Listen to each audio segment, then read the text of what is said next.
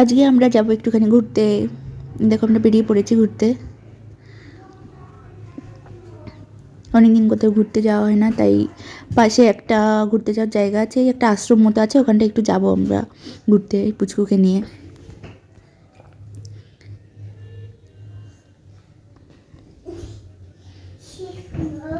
তাই বেরিয়ে পড়েছি। এই যে আমরা চলে এসেছি। এই দেখো, এটাকে কি বলে বলো তো? রাঙা ঠাকুরের আশ্রম। আমরা ঘুরতে গেলাম আজকে। এই যে পুচকু হেঁটে হেঁটে যাচ্ছে, তো ঘুরতে আসতে খুবই ভালোবাসে, খুবই খুশি হয়েছে। আবার আমাকে ফিরে দেখছিল আমি কি করছি। বাবার হাত ধরে ঘুরছে।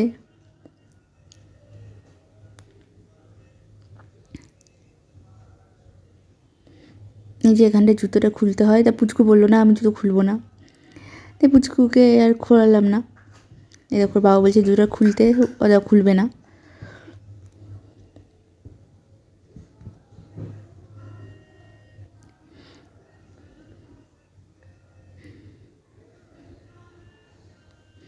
তারপর এই দেখো, এই যে এখানে একটা শিব মন্দির আছে ঢুকেই।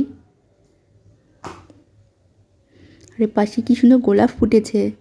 আমার তো খুবই ছিঁড়তে ইচ্ছে করছিল, কিন্তু নিলাম না, যেহেতু কেউ ছেড়ে না। আমি শুধু একটু ধরলাম। এই দেখো কি সুন্দর গোলাপ ফুটেছে। তারপরে এই দেখো, আমরা আগের বার এসেছিলাম যখন, তখন খোলা ছিল মন্দিরটা, প্রসাদ দিয়েছিল আমাদের, কিন্তু এবার বন্ধ। এখন মনে হয় পুজো হয়নি নাকি, হয়নি মনে হয় আজকের পুজোটা, ওই জন্য বন্ধ আছে। তারপর দেখো গার্ডেনটা এত ভালো লাগছিল, আমার মনে হচ্ছিল বাড়িতেই নিয়ে যাই, কত গোলাপ ফুটেছে।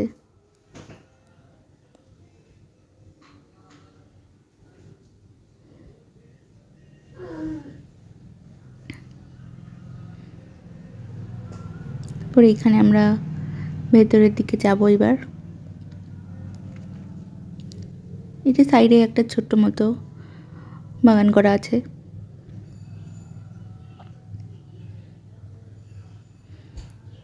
তারপর আমরা ভেতরের দিকে গেলাম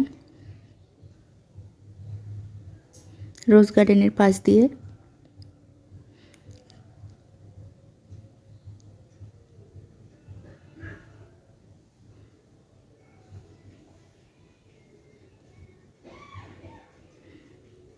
এই দেখো এখানে নন্দী করা আছে, তারপর শিব ঠাকুরও আছে।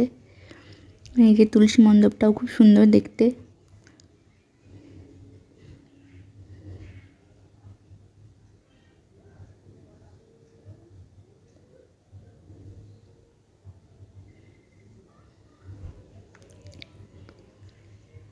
এই সাইড দিয়েও অনেক ফুল গাছ আছে।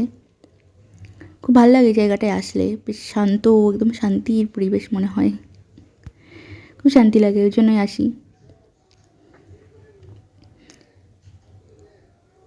তারপর আমরা এই বড় মন্দিরটা একটু ঘুরতে গেলাম। এই যে এই ছোটো যে মন্দিরটা এই পাশে আছে না, এটা কোনো শক্তি পুজো আর কি, কী ঠাকুর আমি সঠিক জানি না, কোনো দেবী। এই দেবীকে নাকি দেখেছিলেন রাঙা ঠাকুর, ওই বেলগাছ থেকে বেরোচ্ছিলেন দেবী, এইরকম একটা প্রবাদ প্রচলিত আছে, জানি না ঠিক কি না, নিশ্চয়ই ঠিকই হবে যেহেতু এত বড় একজন মানুষ। তো ওই মন্দিরটাই বড় করে করছে ওখানে। আর এই যে এই সাইডে আর একটা আছে, এখানে মানে কিছু চাষবাস করে, ওইদিকে কিছু একটা চাষ করেছে, ভেতরে আমাকে ঢুকতে বারণ করলো, ওই জন্য যাইনি আর, সামনে থেকেই দেখে চলে গেলাম।